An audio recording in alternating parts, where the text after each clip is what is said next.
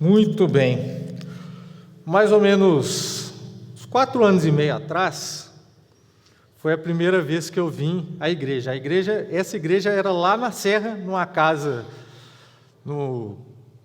alugada lá na Serra, e eu tive a oportunidade de ir lá, e a época mais complicada da minha vida, eu posso dizer, né?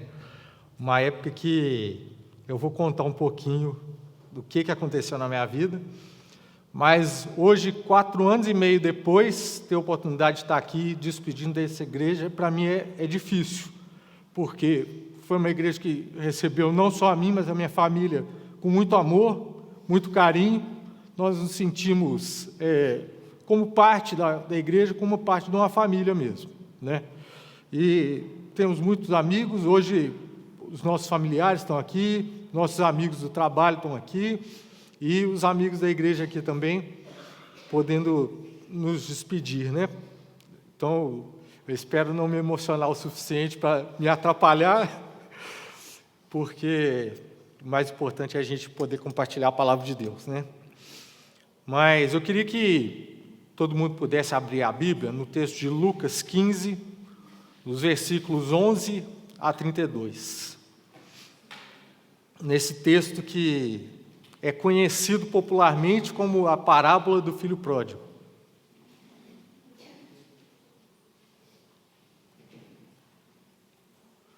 Eu vou ler aqui, quem tiver com a Bíblia aberta pode me acompanhar.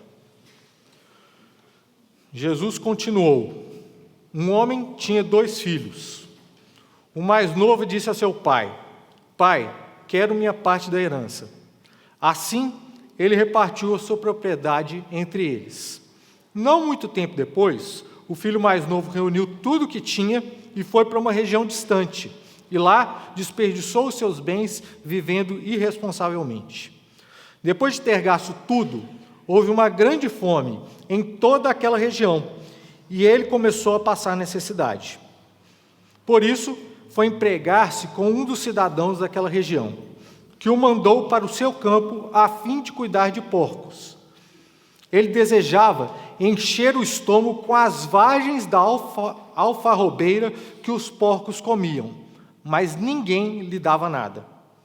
Caindo em si, ele disse: Quantos empregados do meu pai têm comida de sobra, e eu aqui morrendo de fome? Eu me porei a caminho e voltarei para o meu pai, e lhe direi: Pai, pequei contra o céu e contra ti. Não sou mais digno de ser chamado teu filho. Trata-me como um dos teus empregados. A seguir, levantou-se e foi para o seu pai. E estando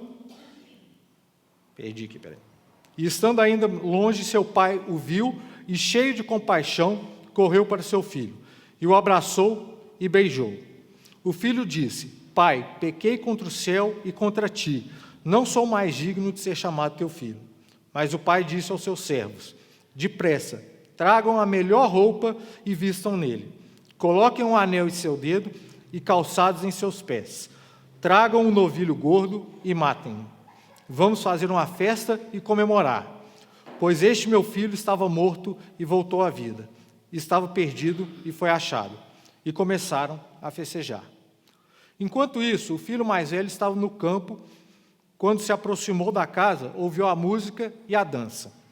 Então chamou um dos servos e perguntou-lhe: O que está acontecendo? Este lhe respondeu: Seu irmão voltou. O seu pai matou um novilho gordo, porque o recebeu de volta são e salvo. O filho mais velho se encheu de ira e não quis entrar. Então seu pai insistiu com ele.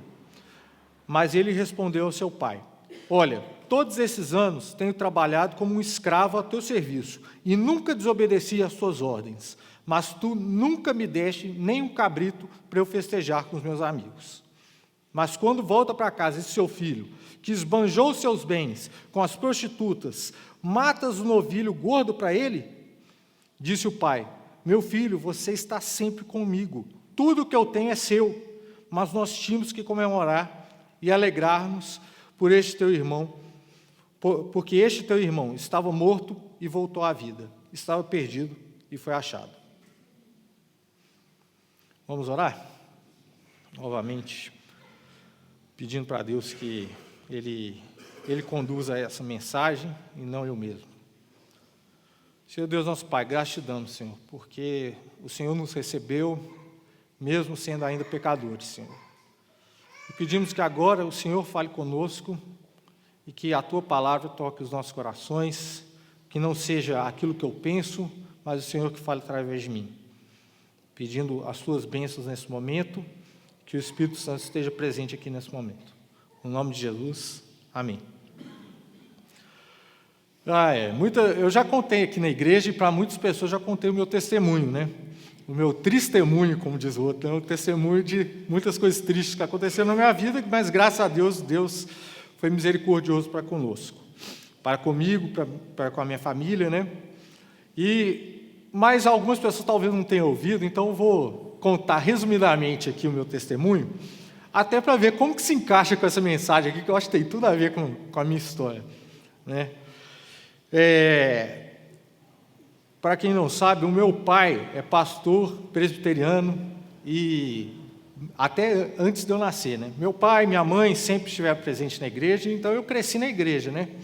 Cresci no lar evangélico, sempre indo para a igreja, todo domingo, sábado, muitas vezes eu estava na igreja ajudando meu pai a dobrar o boletim que ia ser distribuído na igreja. Então, muitas vezes não tinha nem opção. Falava assim, você quer ir para a igreja ou não? Não tinha essa pergunta. Vai para a igreja. Os filhos de pastor aí devem saber como é que é. Você não tem opção e está lá, crescendo na igreja. Então, tudo que fazia parte do meu contexto, do contexto que eu cresci, era ir para a igreja. Não sabia nem o que não era ser crente, né?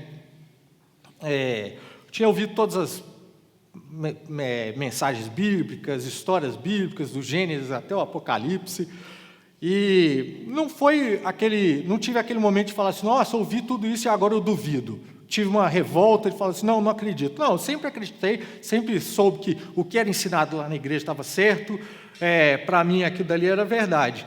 Mas o que acontecia era o seguinte, se alguém tivesse me dado talvez uma opção, falar assim, Ricardo, hoje você quer ficar em casa assistindo os Simpsons ou você quer ir para a igreja? Eu acho que eu ia ficar em casa assistindo os Simpsons. Apesar de eu saber que o certo, o correto era ir para a igreja, o meu coração não estava naquilo.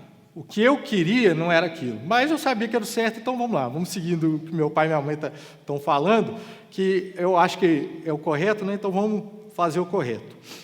Então, mais para frente, meus amigos eram da igreja, as meninas bonitas que eu queria ver estavam na igreja, minha namorada estava na igreja, meus amigos todos na igreja, então eu continuei, mesmo depois mais jovem, assim, que eu podia escolher talvez não ir para a igreja, eu continuei indo para a igreja porque o meu ciclo social estava lá, né?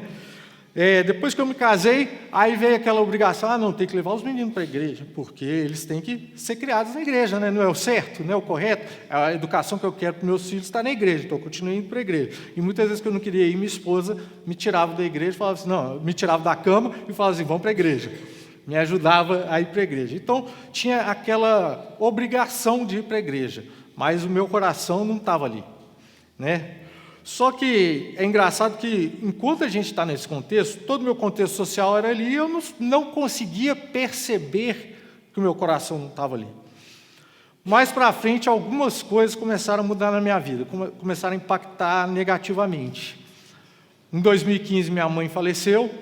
Um pouco mais para frente, eu tive uma depressão, que eu não sabia que eu estava com depressão, mas minhas atitudes começaram a ficar piores do que já eram. Tive dificuldades financeiras e, mais para frente, problemas no meu casamento, o que levou a eu e minha esposa nos separarmos. Então, um dia eu me vi em casa, morando sozinho, sem pai nem mãe, sem esposa, sem menino. Eu falei assim, eu não preciso ir para a igreja mais, não tenho obrigação com ninguém mais. Muitos dos meus amigos que eram da igreja nem eram mais da igreja, nem estavam mais na igreja. Então eu falei assim, eu vou procurar o que na igreja? Então aquela obrigação moral que eu tinha, aquele apelo social que eu tinha, não tinha mais. Então eu falei assim, não preciso disso mais. E aí eu fui procurar tudo aquilo que ia me dar uma satisfação pessoal. Fui atrás de tudo que eu falei, tudo que era pecado, né? Que era só para me satisfazer. Em suma, eu fui ter a vida que o filho pródigo resolveu ter. né? Saiu da casa do pai e foi curtir a vida. Foi o que eu fui fazer. Então eu passei mais ou menos uns 6, 7 meses vivendo o que eu queria, fazendo o que eu queria, sem prestar, sem dar satisfação para ninguém e buscando a alegria em mim mesmo, buscando me preencher o meu vazio, a falta de amor que eu sentia, com prazeres da vida, né? Mas Deus foi misericordioso comigo, e um dia, na misericórdia de Deus, é estranho, né? Eu passei por uma situação complicada, um problema para Deus poder me chamar de volta. Eu estava voltando do trabalho para casa e me envolvi numa confusão no trânsito, briguei com pessoas na rua, fui agredido e tal, e fui acabar parando na delegacia. Isso aí eu saí do trabalho por volta de 10 horas da noite, eu cheguei na delegacia, passei a noite toda lá. Quando eu voltei para casa, era mais ou menos 5 horas da manhã, isso de um sábado para o domingo. E nessa época eu estava morando com meu pai, e meu irmão estava lá. Meu irmão morava em Atibaia, e ele tinha vindo para Belo Horizonte só para devolver um apartamento que ele tinha alugado aqui, ele tinha que devolver, e aquele final de semana ele estava lá. E como era domingo, meu pai pastor, meu irmão também pastor, eles estavam se arrumando para ir para a igreja, né? Aí já devia ter uns 8, 9 meses que eu não ia para a igreja nenhuma. Eu vi meu pai e meu irmão se arrumando. Eu pensei assim, poxa vida, depois de tudo que eu estou passando, dessa vida horrorosa que eu estou, eu acho que eu vou para a igreja também. E aí eu perguntei para o meu pai, que igreja que você vai? Aí ele falou assim, eu vou para uma igreja lá em Caeté. Eu falei, não, longe mais, não vou não. Aí meu irmão, que igreja você vai? Ele falou assim, eu vou lá na igreja Calvário, que era a igreja que eu frequentava antes de eu sair da igreja. Eu falei assim, não, eu vou lá, todo mundo me conhece, eu estou com o olho roxo, eu estou com um monte de arranhado, se eu for lá, todo mundo vai ficar perguntando, o que aconteceu com você? Eu falei assim, não vou lá não. Aí eu falei com meu irmão, não, eu vou na igreja aqui, que tem uma igreja na rua, que meu pai morava. Eu falei assim, eu vou nessa igreja. Aí meu irmão falou assim, não, então vamos numa outra igreja, vamos na igreja que tem um amigo meu que é pastor lá. Aí eu falei, que igreja que é essa, senhor? Aí ele falou assim, é Comunidade Horizonte que chama. Aí eu falei assim, não, Comunidade Horizonte, nunca ouvi falar. Mas vamos lá, né? Se ninguém me conhece, tá bom. Aí eu falei assim, eu coloco um óculos escuro, sento lá no fundão, tá bom demais. Aí cheguei e fui lá na Serra. Isso era no dia, se não me engano, dia 9 ou 10 de fevereiro de 2019. E aí o pastor, era o Daniel na época, o pastor, a mensagem que ele foi falar era uma mensagem de Daniel, especificamente do capítulo 2 Daniel era o pastor, de Jonas. A mensagem de Jonas, especificamente o capítulo 2 de Jonas, quando Jonas, apesar de Deus ter falado para ele ir para Nínive, ele resolve pegar um barco e fazer a vontade dele mesmo e ir para Tarsis. No meio do caminho tem uma tormenta, uma tempestade, e eles tiram a sorte lá, e Jonas acaba perdendo na sorte, né? E sendo jogado no mar. Quando ele estava quase afogando no mar, vem um peixe, engole Jonas, e lá dentro da barriga do peixe ele tem a oportunidade de se arrepender dos pecados e pedir perdão para Deus. Eu pensei assim, né? Poxa, não é possível que meu irmão combinou essa mensagem com o pastor. Não dava tempo, ele nem sabia que eu ia vir, mas eu falei assim, mas que o pastor falou esse negócio para mim, falou. Aí chegou lá, eu pensando assim, tem tudo a ver com a minha vida. Eu vivendo uma vida assim, cheia de turbulência, fazendo minha própria vontade, o Jonas quase afogando ali, pensando que ia morrer, vem o peixe e salva ele. Eu ontem, numa briga de trânsito, eu pensei assim, até que poderia morrer, aí vem uma pessoa e me ajuda, me salva, eu falei assim, agora é a oportunidade de eu me arrepender, né? Aí eu falei assim, quando chegar em casa eu vou orar. Aí eu fiquei enrolando, depois eu oro. Até que a hora que eu estava indo dormir, à noite já, eu estava no banheiro, fui escovar o dente para dormir, falei assim, não dá para ir dormir sem orar. Aí eu resolvi orar. E sabendo muito bem que eu não merecia nada, que eu não era digno de nada, eu orei para Deus de uma forma que eu nunca tinha orado. Praticamente do jeito que o filho pródigo orou aí. Falei assim, Deus, eu não mereço nada. Eu sei que eu não sou digno de nada, e eu oro para o Senhor fazer o que o Senhor quiser comigo. Se o Senhor tiver misericórdia de mim e quiser, eu quero servir ao Senhor. Então, eu quero entregar minha vida como servo do Senhor.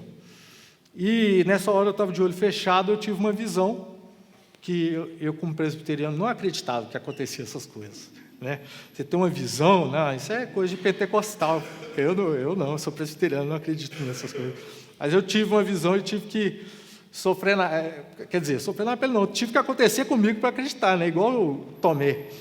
Aí, essa visão, eu vi a mão de Deus vindo em minha direção, e na minha oração, eu estava desse jeito, assim, ó, com as mãos assim, falando assim, ó, Deus, eu quero ser seu servo, coloca as correntes em mim, como se eu fosse um escravo. E nessa visão, Deus veio e me pegou no colo. E nesse momento eu pensei assim, não, eu estou todo sujo, eu vou sujar Deus, que está tão limpo. Aí, quando Deus me encostou contra ele, me carregou como se fosse uma criança. Deus me limpou. Eu vi Deus tirando toda a sujeira que estava em mim.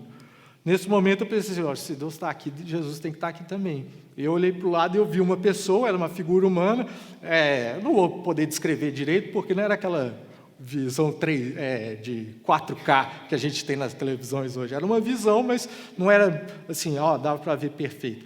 Mas era uma figura humana, um homem sorridente que veio e me abraçou. E nesse momento eu senti uma coisa que eu só posso descrever como Espírito Santo, porque foi um momento que eu senti alguma coisa diferente, eu senti uma alegria, uma felicidade, um amor que eu nunca tinha sentido antes, que nenhum dos prazeres que eu estava buscando conseguiam me dar. Eu falei assim, tudo aquilo, comparado com isso, é porcaria. E eu comecei a sentir nojo de todas as coisas que eu estava fazendo. E a partir desse momento, eu decidi, falei assim, acabou, minha vida não é minha mais. Minha vida é de Deus e eu vou fazer o que Ele quiser, né? Nesse dia mesmo, eu contei, o meu irmão estava dormindo, eu acordei ele, contei essa história, ele falou assim, e agora? O que você vai fazer da sua vida? Eu falei assim, eu não sei o que eu vou fazer. O que Deus quiser fazer na minha vida, eu aceito e é isso que eu vou querer. Aí meu irmão até falou assim, quem sabe Deus não tem um chamado para você ser pastor também. Eu falei, não, estou fora, pastor não, já tem pastor demais na minha família, você é pastor, meu pai é pastor, meu avô era pastor. Eu falei, não, você tem muito pastor, vamos arrumar outra coisa para mim. Mas aí um dia eu até estava conversando com a Fabiana, e eu falei com ela, Fabiana, se for para limpar a igreja, eu aceito. Contanto que seja a vontade de Deus, o que faz, para dobrar boletim lá e distribuir na igreja, eu aceito. E só mais lá para frente que eu realmente senti o chamado. E Deus, Ele sabe tanto das coisas, né, que Ele não me chamou assim, eu quero que você seja pastor. O chamado que eu senti foi para ser missionário, para trabalhar com a tradução da Bíblia. E no primeiro momento eu falei assim, não é isso que Deus quer de mim? Se é isso que Deus quer de mim, eu aceito, é o que eu quero. Eu vou fazer a vontade de Deus. Logicamente que Deus sabia que eu tinha essa coisa assim, não, pastor não, mas o jeito dele me chamar foi para trabalhar com a tradução da Bíblia. Mas depois de um tempo, Deus foi moldando meu coração, modificando, e hoje em dia eu falo assim, não, você quer ser pastor? É claro, não tenho rejeição nenhuma, eu até quero ser pastor, né? Mas fazendo a vontade de Deus. O que Deus quer para mim lá para frente, aí é com Ele. E é engraçado, né, que a gente ouvindo mais ou menos esse testemunho aqui, a gente consegue relacionar um pouco com esse texto de Lucas 15, de 11 a 32. Porque a história de uma pessoa que estava na igreja, de repente decidiu fazer a sua própria vontade, foi lá viver a vida, se afastou de Deus completamente, se afastou da igreja, e um dia, depois de passar por muita coisa ruim, foi lá e se arrependeu e quis voltar para casa, né? E voltou, entregou sua vida como servo, e Deus o recebeu como filho. Então eu falo assim, não, tem tudo a ver com a minha história, né? E essa parábola é popularmente conhecida como a parábola do filho pródigo. Mas onde que está escrito isso na Bíblia? Que a parábola é do filho pródigo? Tem isso aí, muitas vezes, no títulozinho que fica um pouco acima lá do texto mesmo. Mas no original não existe isso. A parábola não tem esse nome. Como que começa essa parábola? A parábola era um pai que tinha seus 2 filhos, né? Esse pai com 2 filhos, e aí discorre a história falando do pai e dos 2 filhos, não fala de um só não, óbvio, foca muito em um, porque foi ter a vida lá, pediu a herança do pai antes da hora, tal, mas tem 2 filhos nessa história. Obrigado.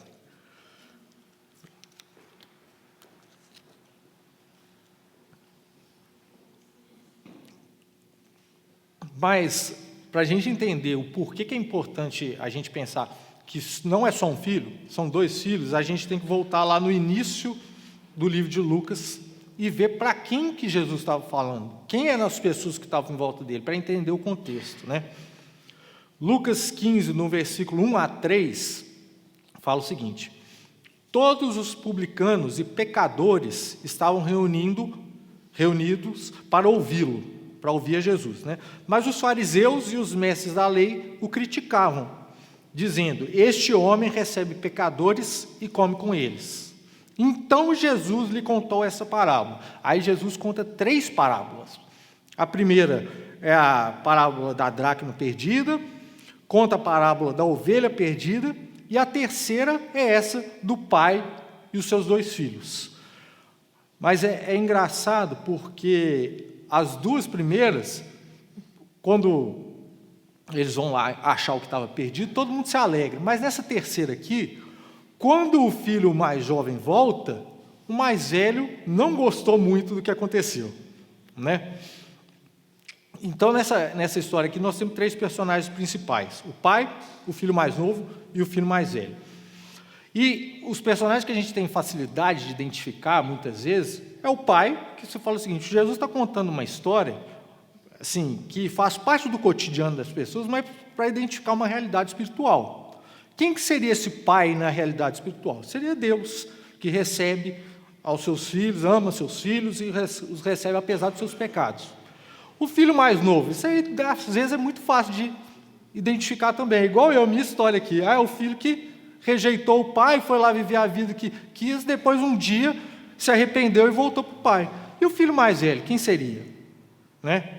Quem que seria esse filho aqui que, quando vê o irmão mais novo voltando, ele se revolta, ele fica irado e acha ruim?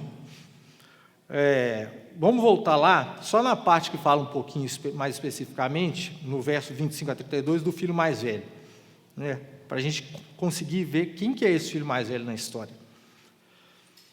Lá, o versículo 25 até o 32. Lucas 15, 25 a 32. Enquanto isso, o filho mais velho estava no campo. Quando se aproximou da casa, ouviu a música e a dança. Então chamou um dos servos e perguntou-lhe: o que está acontecendo? Este respondeu: seu irmão voltou e seu pai matou o novilho gordo porque o recebeu de volta são e salvo. O filho mais velho encheu-se de ira e não quis entrar. Então seu pai saiu e insistiu com ele.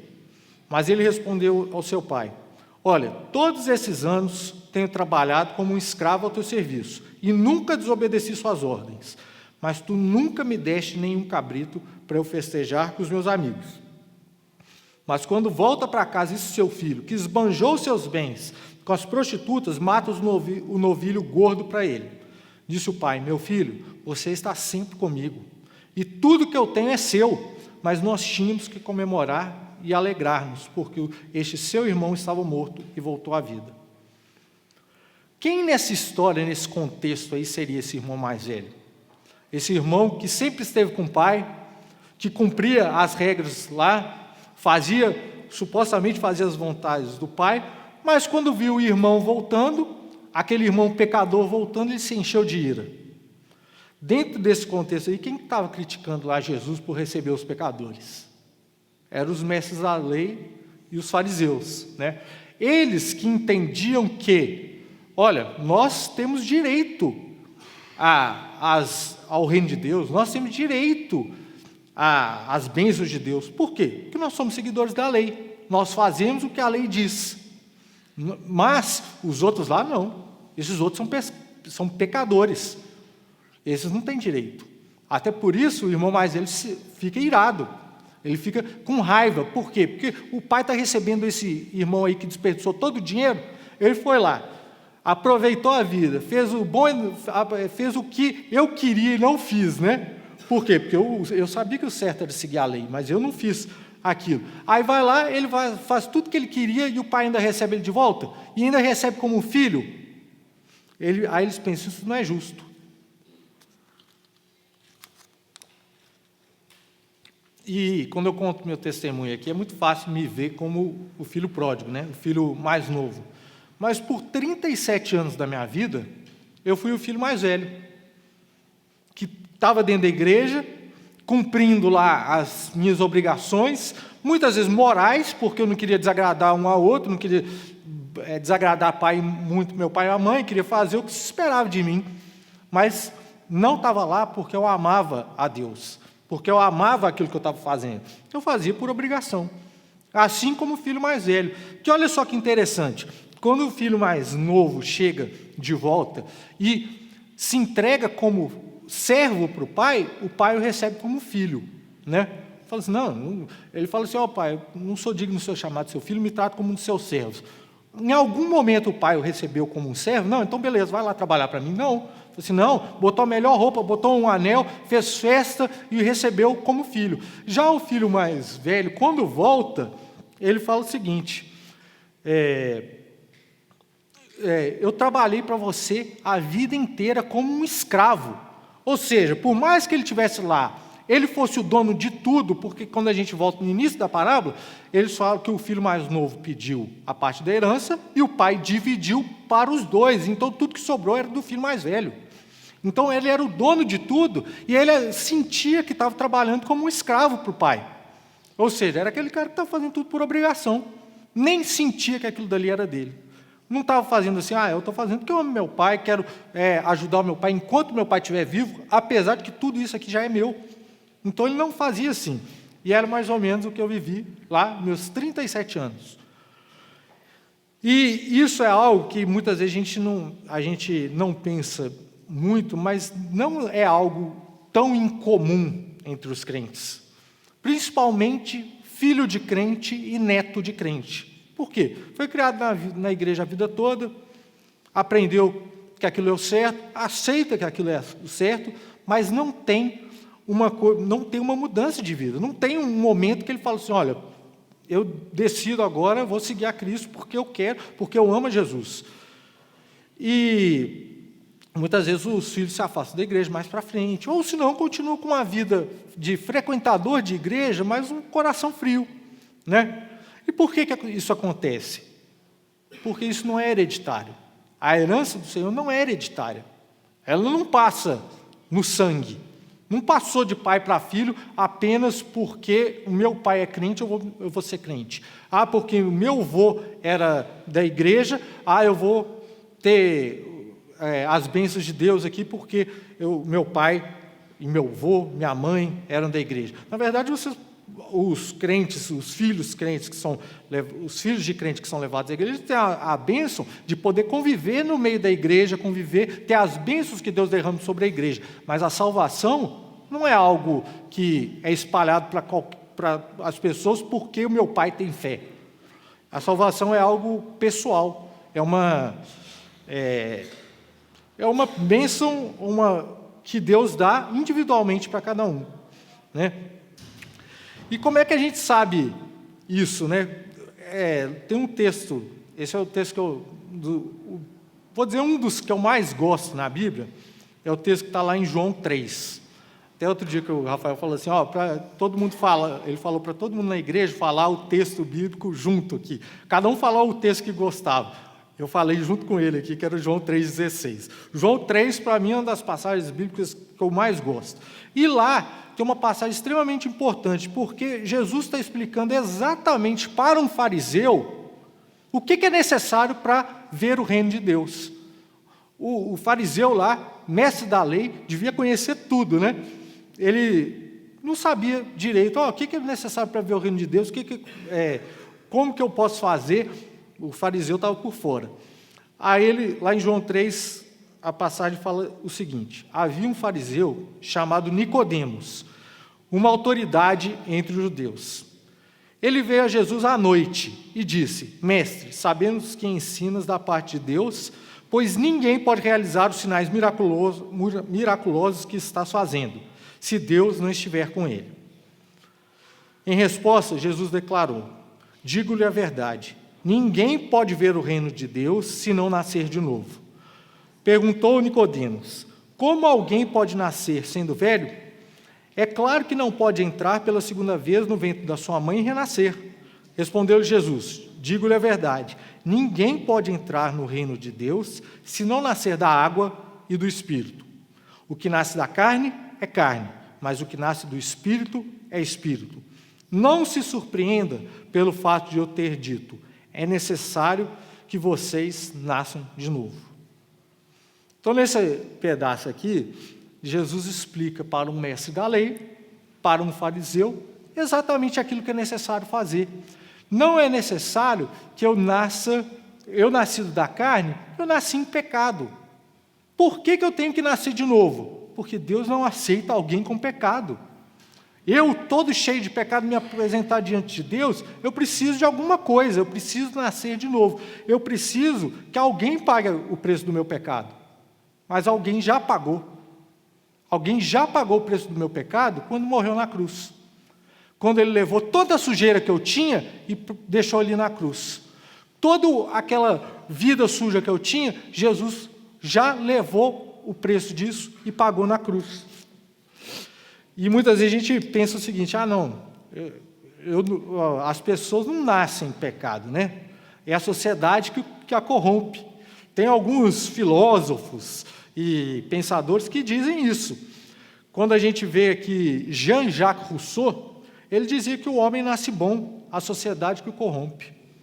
Outros sociólogos e filósofos, como Durkheim e John Locke, eles diziam uma coisa muito parecida, que o homem é um produto do meio. Ou seja, se ele é criado num local bom, ele vai ser bom. Se ele for criado numa sociedade ruim, ele vai ser ruim. Mas a Bíblia não diz isso. A Bíblia diz o contrário. No Salmo 51, diz o seguinte: eis que em iniquidade eu fui formado, e em pecado me concebeu a minha mãe. Ou seja, antes mesmo de eu sair da barriga da minha mãe, eu já fui formado em pecado. Não adianta eu querer ser bonzinho pelas minhas próprias atitudes, buscar a bondade, buscar a justificação pelos meus próprios atos, porque eu, por natureza, sou pecador, né? O pecado já veio em nós desde o pecado original lá em Adão e Eva. E para nós podermos nos relacionar novamente com Deus, nós precisamos de alguém que não tinha pecado pagar o preço do nosso pecado. E esse aí foi Jesus. Jesus já fez isso, graças a Deus. Então, para nascer de novo, sermos feitos nova criatura, nós precisamos vir diante de Deus, sermos feitos nova criatura a partir daquilo que Jesus já fez, do sacrifício dele na cruz. E só a partir da fé no que Jesus já fez, é que nós podemos receber o Espírito Santo e sermos nova criatura. Nós não vamos ser nova criatura se eu decidir hoje, falar assim: não, a partir de hoje eu tomo banho todo dia. A partir de hoje eu faço a barba, fico bonitinho. Não, a partir de hoje eu vou na igreja e leio a Bíblia. Isso aí, logicamente, vai ajudar, né? Ler a Bíblia e tal, porque o Espírito Santo fala com a gente através da palavra. Quando eu estava vivendo minha própria vida lá, eu não queria ler a Bíblia, né? Nem pensar em ler a Bíblia. Eu tive que ir para a igreja, mas o que eu ouvi na igreja que me fez me arrepender? Que fez pensar: poxa, eu estou vivendo essa vida. Foi a palavra de Deus. Né? Então, se a palavra tem o poder de fazer o Espírito Santo agir na nossa vida, mas não é simplesmente eu pensar que eu tenho que agir certo. Se não for a ação do Espírito Santo na nossa vida, nós vamos estar sempre aquém daquilo do que Deus espera, porque Deus é perfeito. O nível de exigência de Deus está muito além da nossa capacidade. Né? E essa mensagem é para muita gente da igreja mesmo. É uma mensagem para mim, antes de eu me converter, de pensar: poxa, eu estou na igreja, está extremamente confortável aqui, mas realmente eu nasci de novo? Eu tive uma vida transformada? Ou eu estou apenas cumprindo os ritos religiosos? Eu estou fazendo o que é minha obrigação, né? Se eu não tiver um novo nascimento, se eu não nascer da água e do Espírito, muita gente pensa que não nascer da água e do Espírito é a mesma coisa. Eu não vejo dessa forma, não. Tem muita gente que é batizado, tal, mas não tem uma mudança de vida. Por quê? Cumpriu um rito religioso. Fez aquilo que era obrigação. Eu entendi que batizar era importante, eu tinha que batizar, então eu batizei. Mas não tive um novo nascimento no Espírito, né? Então, se a gente não nascer de novo, não podemos ver o reino de Deus. É o que Jesus disse para Nicodemos. E está aí uma dificuldade nossa. Por quê? Porque para o filho pródigo, o filho mais novo, é muito fácil você ver uma mudança de vida, ver um nascer de novo, porque ele teve uma vida totalmente afastada de Deus, fazendo tudo que queria. Aí um dia ele teve um arrependimento e teve uma vida nova, igual o que eu passei. Passei aí 6, 7 meses, ou até mesmo antes, enquanto eu cumpria a minha obrigação, quem me conhecia antes não podia nem dizer que eu era crente. Tem um amigo meu que está aqui hoje, que ele uma vez contou para mim que quando eu fui transferido lá para onde eu trabalho hoje, o comentário que as pessoas tinham a meu respeito, que na época eu dizia que era crente. Todo mundo pensava, está vindo a maior encrenca para cá, está vindo cara cheio de problema, né? Então era a impressão que todo mundo tinha do meu trabalho, apesar de eu dizer que era crente, era ruim. Então, aí depois da minha conversão, você começa a falar assim, nossa, cara, mas aí dá para ver uma mudança de vida. Mas tem gente que passa a vida inteira na igreja e não precisou passar por isso. Não precisou passar por isso.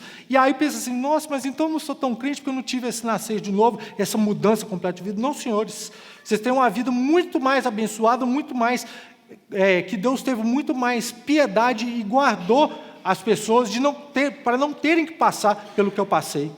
Uma vida de pecado, uma vida de arrependimento. Quando a pessoa cresce na igreja, sabe que é pecador, entrega sua vida para Cristo e tem uma vida sem precisar ter a vida que o filho pródigo passou. Mas, em compensação, tem aqueles outros que agem como o irmão mais velho, como eu agi durante muito tempo, achando que, estou cumprindo aqui minha obrigação, está bom demais, né? Mas pensando assim como os fariseus pensavam. Falou assim, olha só, Jesus se reúne com pecadores, come com pecadores, com publicanos, pensando o seguinte, que eu não sou um pecador, pensando que eu estou aqui cumprindo minhas obrigações, cumprindo a lei, eu não preciso da misericórdia, como se eu tivesse alcançado a salvação pelas minhas próprias obras. Então esse que é o perigo. O perigo não é aquele que, mesmo estando na igreja, reconhece o seu pecado, se arrepende e se mantém na igreja. O perigo é daquele que está na igreja e pensa, olha, pelo cumprir da minha obrigação, pelo frequentar a igreja, eu sou justo. E, na verdade, a gente sabe que não há um justo sequer. Não há ninguém que venha ao reino de Deus, se não for através do sacrifício de Jesus Cristo, se não for através do que Jesus fez com a gente.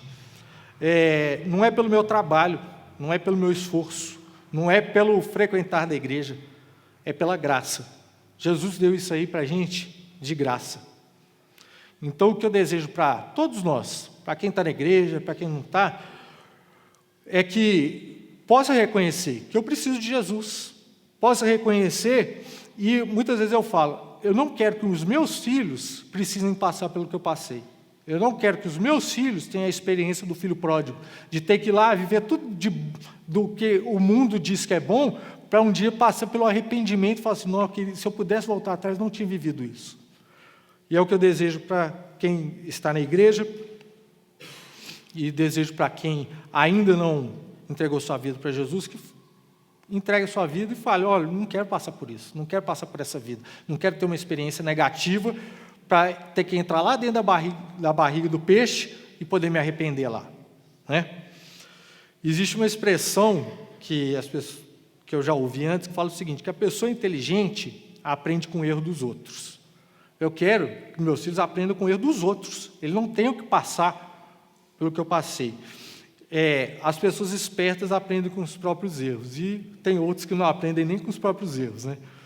Eu espero que quem precisar aprender com os seus próprios erros, que aprenda com os próprios erros, mas eu espero que a maioria não precise do erro dos outros, que aprenda com o erro dos outros e possa ver que não é uma experiência boa, não é algo positivo, não é algo legal ter que viver longe de Deus. A vida junto com Cristo é muito melhor. E eu posso dizer, por experiência, mas por uma experiência ruim que eu vivi, né? E, para concluir, eu queria só dizer o seguinte, olha, é muito interessante a gente ver que o filho mais novo, ele estava numa situação que o que ele fez com o pai dele, ele foi lá e pediu a herança do pai dele. Quem que recebe herança? Normalmente é o filho depois que o pai morre, né? Então ele pedia a herança para o pai dele, praticamente ele dizia o seguinte, para mim você está morto, me dá minha parte.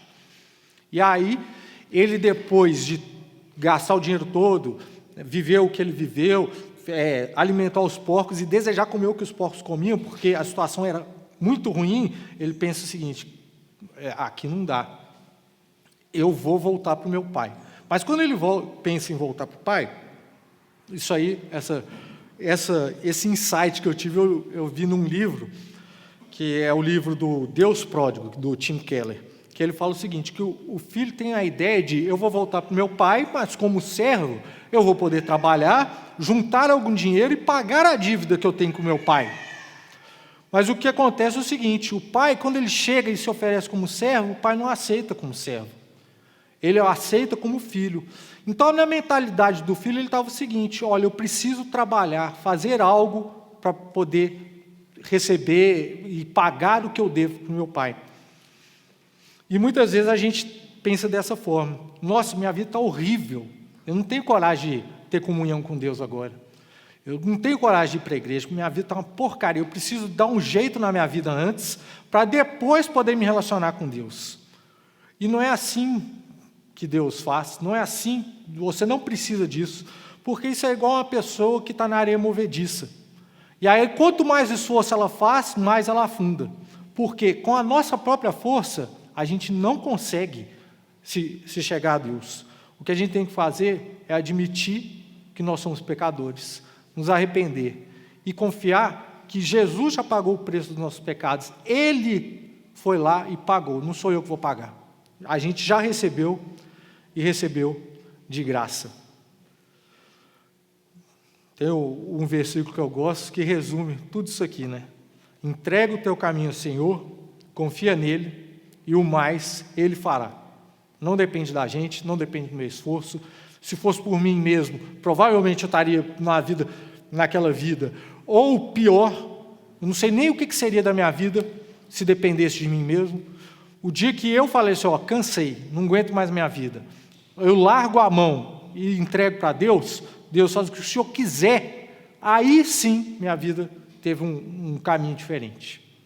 E é isso que eu desejo para cada um aqui. Eu queria finalizar minha palavra aqui. Nós vamos orar então. Eu vou terminar. Senhor Deus, nosso Pai, graças te damos por esse momento aqui. Graças te damos porque o Senhor nos deu o seu Filho Jesus, que é quem paga o preço do nosso pecado. Por nós mesmos, nós não podemos ver o reino de Deus. Nós não podemos nos chegar diante de Ti, porque o Senhor é perfeito e nós não podemos ser perfeitos. Mas Jesus veio, pagou o nosso preço, viveu uma vida perfeita e cumpriu o propósito aqui de nos levar e de nos possibilitar um novo relacionamento com o Senhor.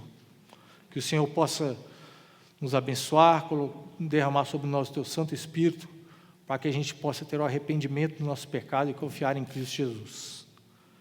Que o Senhor nos guarde nessa semana, guarde as nossas famílias e esteja conduzindo as nossas vidas. Não pelas nossas próprias pernas, não pelas nossas próprias forças, mas pelo que o Senhor Jesus já fez por nós. No nome dele é que nós oramos. Amém. Antes do... acabou minha voz. O Rafael falou aqui, eu queria só encerrar falando um pouco do que vai ser a nossa viagem, né? Esse momento de despedida aqui, muitos amigos, familiares, e eu queria dizer que terça-feira nós estamos viajando. Estamos pegando um voo, vamos fazer uma escala em Atlanta, depois ir lá para Boston, depois pega o carro, viaja mais um tanto para chegar em Grand Rapids, em Michigan, onde eu vou fazer o curso lá, mestrado, que é o curso de teologia, né? O Rafael falou aqui, que quando a gente vai para um seminário, etc., normalmente a gente vai por conta própria. E é mais ou menos isso que eu e minha família estamos fazendo. Eu tenho um período no trabalho que eu consegui de férias, que ainda vou receber o meu salário, mas posteriormente nós vamos contar com a graça de Deus mesmo, né? Eu recebi uma bolsa lá, que me ajuda a pagar o estudo e a moradia. Então, pelo menos no primeiro ano, nós estamos mais ou menos assim, próximo do 0 a 0 em relação aos gastos com moradia, alimentação, estudo, com exceção do estudo dos nossos filhos. Porque a gente dentro de todas as situações de educação, tanto no Brasil quanto nos Estados Unidos, não é muito diferente, né? Para você dar uma educação cristã para os seus filhos, ou você escolhe fazer educação domiciliar, ou você coloca numa escola particular cristã. Então, a gente resolveu colocar os nossos filhos numa escola cristã. A gente conseguiu uma bolsa de 50%. A gente não, vou dizer que foi a Fabiana, né? A Fabiana que estava correndo atrás disso, extremamente preocupada com a educação dos meninos. Então, insistiu, mandou um monte de e-mail e conseguiu uma bolsa de 50% para os meninos estudarem. E nós temos algumas pessoas que estão nos ajudando financeiramente em relação ao restante, porque é esse orçamento, é isso aí que está fugindo do nosso orçamento, né? Algumas pessoas estão nos ajudando, mas a gente ainda não tem 100% dessa ajuda para pagar o estudo dos meninos lá. Então, quando o Rafael falou sobre alguma ajuda financeira, tal, isso aí que a gente está precisando.